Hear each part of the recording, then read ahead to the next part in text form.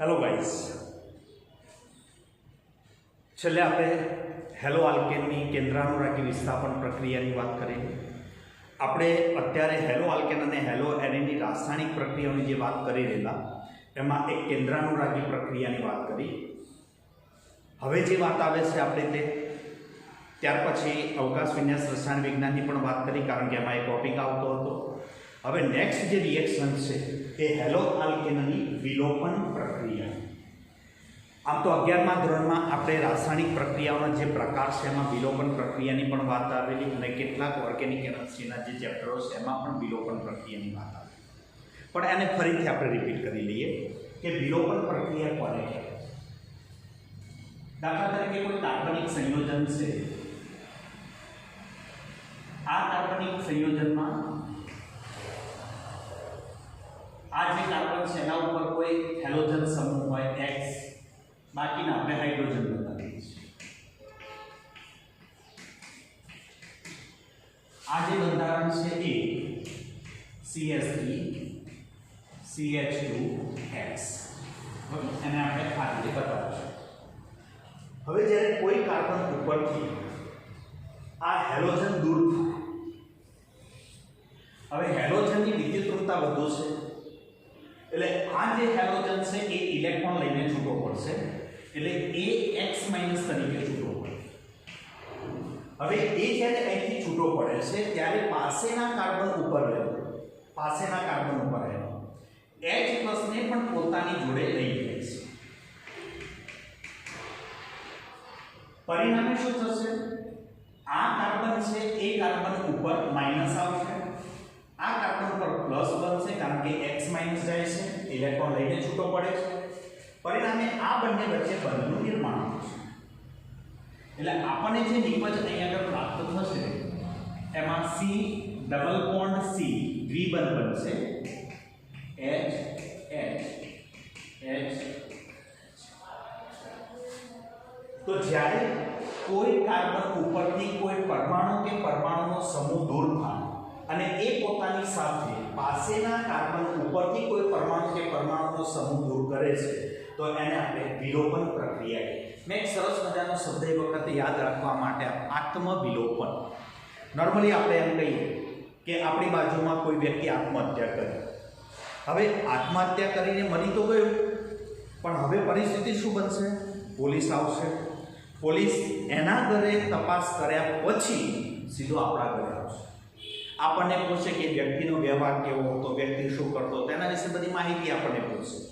આવું એક વખત બને, ફરી પાછી પોલીસ તપાસમાં આવે એટલે ફરી પાછી પોલીસ આપણા ઘરે પણ આવે. તો આમને આમ આપણને એક સમય એવો લાગે છે કે મનમાંથી એક શબ્દ આપણો નીકળી જાય છે કે એ તો મરતો પણ ગયો અને મને પણ મારતો ગયો. કારણ કે આપણી પૂછપરછ વધારે થાય એટલે આપણે કંટાળીએ, એટલે આપણા મનમાંથી શબ્દ નીકળે, એ તો મરે છે અને મને પણ મારતો હોય.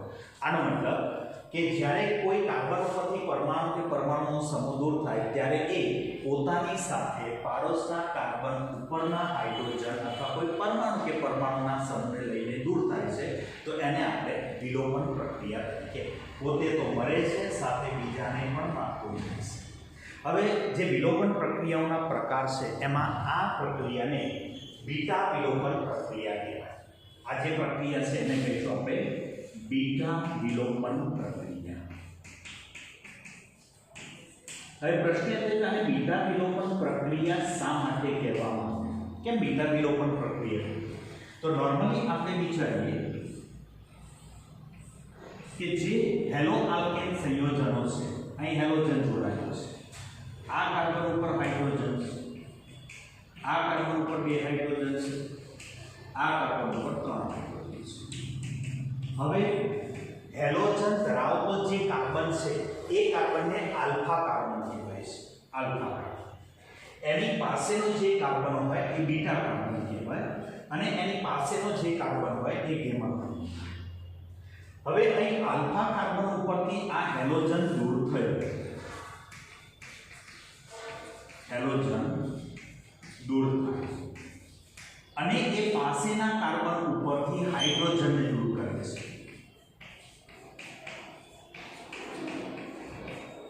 એ કયા કાર્બન ઉપરના હાઇડ્રોજનને દૂર કરે છે? બીટા કાર્બન ઉપરના હાઇડ્રોજનને દૂર કરે માટે આને બીટા વિલોપન પ્રક્રિયા તરીકે ઓળખવામાં આવે છે. ક્લિયર છે? તો હવે આપણે હેલો આલ્કેનમાં કેવી રીતે આ બીટા વિલોપન પ્રક્રિયા થશે તે વાત ઉપર ઉદાહરણ લઈને આપણે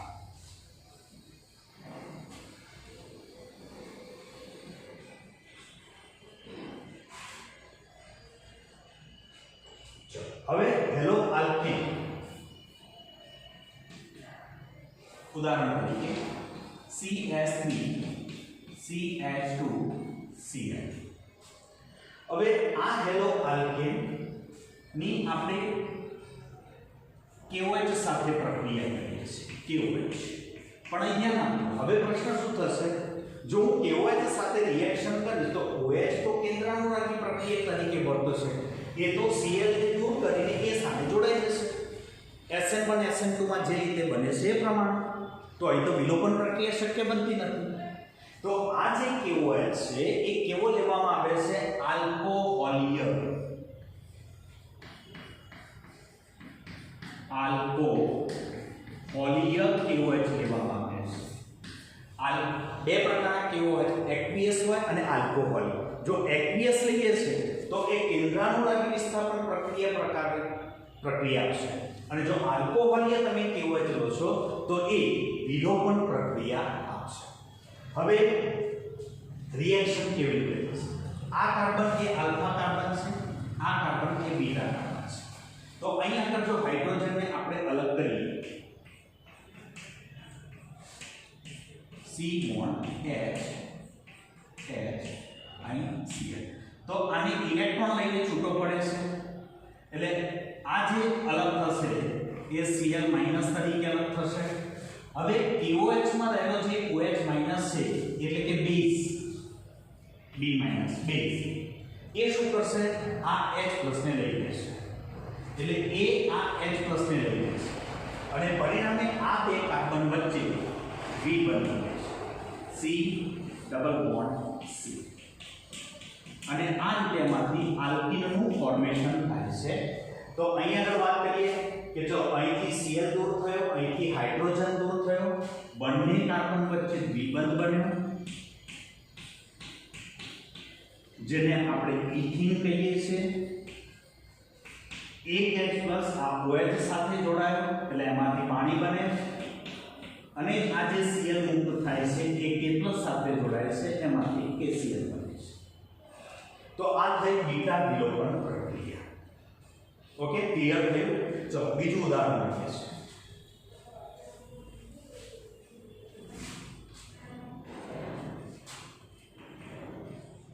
CH3 CH2 CH2Br. ચલો આની આલ્કોહોલીય KOH સાથે આ ખાસ ધ્યાન રાખીશું. જે લઈશું એ આલ્કોહોલીય છે. આલ્કોહોલીય KOH સાથે એને ગરમ કરીએ તો એમાંથી CH3 CH.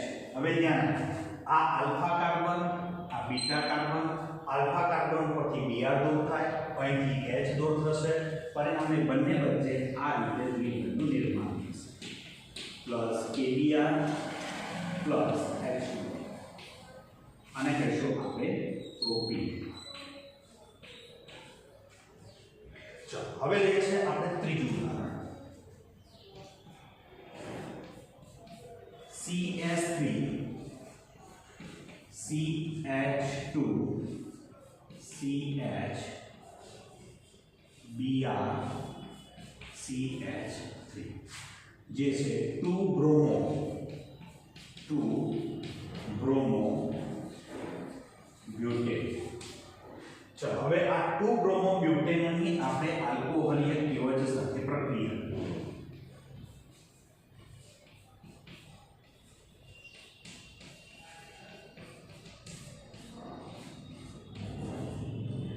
તો હવે એક કન્ફ્યુઝન થાય છે.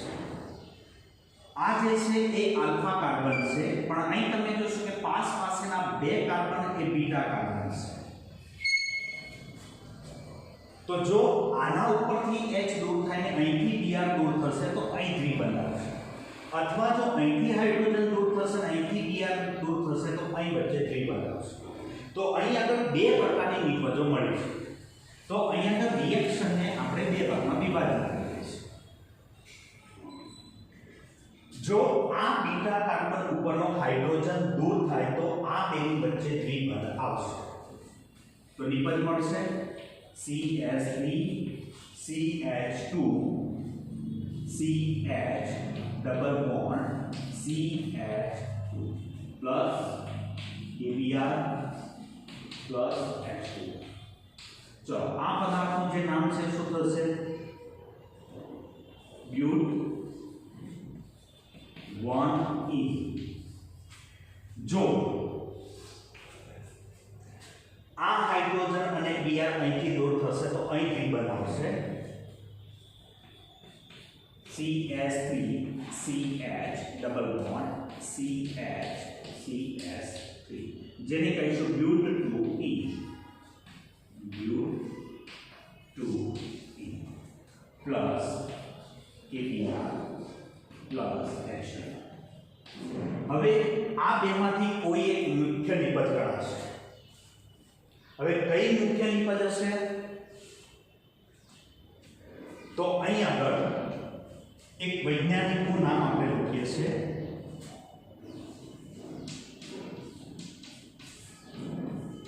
એલેક્ઝાન્ડર જેત્સેવી. અહીં જે બુકમાં પેલા ઉચ્ચારણમાં પણ લખેલો છે એલેક્ઝાન્ડર જેત્સેવી, જેને સેટઝેપ અને સેટઝેપ પણ કહેવાય છે, ઉચ્ચારણમાં સેટઝેપ પણ બોલાય છે. એલેક્ઝાન્ડર જેત્સેવી નામના વૈજ્ઞાનિકે આ નિયમ આપ્યો. એને સેટઝેપનો નિયમ પણ કહેશે અથવા તો એને જેત્સેવી નિયમ તરીકે પણ ઓળખાય છે. હવે આ નિયમ શું હતો? તો આ રિએક્શનમાં મુખ્ય નિપજ કઈ ગણાશે કે જેમાં દ્વિબંધ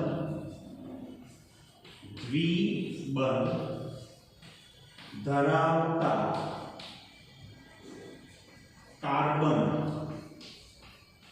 સાથે સૌથી વધુ આલ્કાઇલ સમૂહ હોય. દ્વિબંધ ધરાવતા કાર્બન સાથે જેમાં સૌથી વધુ આલ્કાઇલ સમૂહ હોય એ મુખ્ય નિપજ ગણાય. તો અહીં આગળ જોઈએ, આ જે દ્વિબંધ ધરાવતા કાર્બન છે આની સાથે જોડાયેલો આલ્કાઇલ સમૂહ આ એક છે. ઓકે, ઠીક છે. અહીં વિચારો, આ દ્વિબંધ ધરાવતા બે કાર્બન, અહીં જોડાયેલા આલ્કાઇલ સમૂહ તમે કહી શકો કે બે છે, આ એક અને આ બીજો આલ્કાઇલ સમૂહ. તો આનો એટલે કે વધુ આલ્કાઇલ સમૂહ શામાં છે? આ નિપજ. માટે આ આપણા માટે થશે એની મુખ્ય નિપજ અને આ થશે એની ગૌણ નિપજ. આનું જે પ્રમાણ છે 81% હોય, આનું પ્રમાણ છે 90% હોય છે. તો એક વાત એને આ નિયમ પણ અને ધ્યાન આપજો, આ એટલા માટે લખેલું છે કે ઘણી બુકોમાં અથવા તો આપણે કોમ્પિટિટિવ એક્ઝામમાં આ સેટઝેપ નિયમ પણ પૂછે. વાસ્તવમાં છે જેત્સેવી એનું ઉચ્ચારણ સેટઝેપ પણ કરવામાં આવે છે. અને નિયમ શું હતો કે જે દ્વિબંધ ધરાવતા જે બે કાર્બન છે એમાં સૌથી વધુ આલ્કાઇલ સમૂહ જેમાં જોડાયેલા હોય એ આપણા માટે મુખ્ય નિપજ ગણાય. અથવા એવું પણ કહેવાય છે, ધ્યાન આપજો, ખાસ બુકમાં નથી લખેલું, જેમાં વધુ આલ્ફા હાઇડ્રોજન હોય એ મુખ્ય નિપજ. તો અહીં વિચારીએ કે આ જે દ્વિબંધ ધરાવતા, તો આ કાર્બન આલ્ફા બને, આ કાર્બન આલ્ફા બને અને એની સાથે જોડાયેલા કાર્બન બીટા. તો આ બીટા કાર્બન, આ બીટા કાર્બન, આ ત્રણ બીટા હાઇડ્રોજન કહેવાય ને આ ત્રણ બીટા હાઇડ્રોજન, 6 બીટા હાઇડ્રોજન છે. અહીં કેટલા બને? તો આ ક્રિયાશીલ સમૂહ ધરાવતો કાર્બન, આ આલ્ફા બને, આ એક બીટા બને. બીટાની ઉપર ફક્ત 2 જ હાઇડ્રોજન છે. તો આમાં બીટા હાઇડ્રોજનની સંખ્યા ઓછી છે, આમાં બીટા હાઇડ્રોજનની સંખ્યા વધુ. તો સાથે એ પણ કહેવાય છે કે જેમાં બીટા હાઇડ્રોજનની સંખ્યા વધુ હોય એ મુખ્ય નિપજ કરવામાં આવે. બીજી વસ્તુ જે કોમ્પિટિટિવ એક્ઝામ આ નિપજને સેડઝેવ નિપજ કહેવાય. સેડઝેવ નિપજ, જ્યારે આ નિપજને હોફમેન નિપજ કહે છે. આ કોમ્પિટિટિવ એક્ઝામ માટેના શબ્દો છે. આ મુખ્ય નિપજ એ એની સેડઝેવ નિપજ કહેવાય, જ્યારે આ નિપજ છે એને હોફમેન નિપજ તરીકે ઓળખવામાં આવતું હોય છે. ઓકે, એક બીજી વસ્તુ જે કોમ્પિટિટિવ એક્ઝામ માટેની વાત છે કે આ પદાર્થનું જો બોન્ડ સ્ટ્રક્ચર દોરીએ તો આ પ્રમાણે બને છે. આ બે કાર્બન આવે, એક કાર્બન જોડે દ્વિબંધ આવે, બે CH3 સમૂહ છે એને આ રીતે આ CH3 આ છે. હવે ધ્યાન આપજો, અહીં જે સ્ટ્રક્ચર બને છે આ બંધારણ જે મેં દોર્યું છે અને બીજી રીતે પણ દોરાશે. કાર્બન કાર્બન દ્વિબંધ, એક ઉપરની તરફ એક નીચેની તરફ CH3. તો આ જે નિપજ છે એ સિસ કહેવાય અને આ જે છે એ કેવી ગણાશે? ટ્રાન્સ. બરોબર, આ નિપજ કઈ ગણાશે? સિસ, અને આ નિપજ શું કહેવાય? ટ્રાન્સ. તો આમાં બે સંઘટકો બને, સિસ અને ટ્રાન્સ બની શકે. તો આ વાત આવી હેલો આલ્કેનમાં થતી વિલોપન પ્રક્રિયા વિશેની વાત. આને હું PDF મોકલીશ, એ PDF તમારે લખીને તૈયાર કરવાનું છે આ ખાલી સમજવા માટે.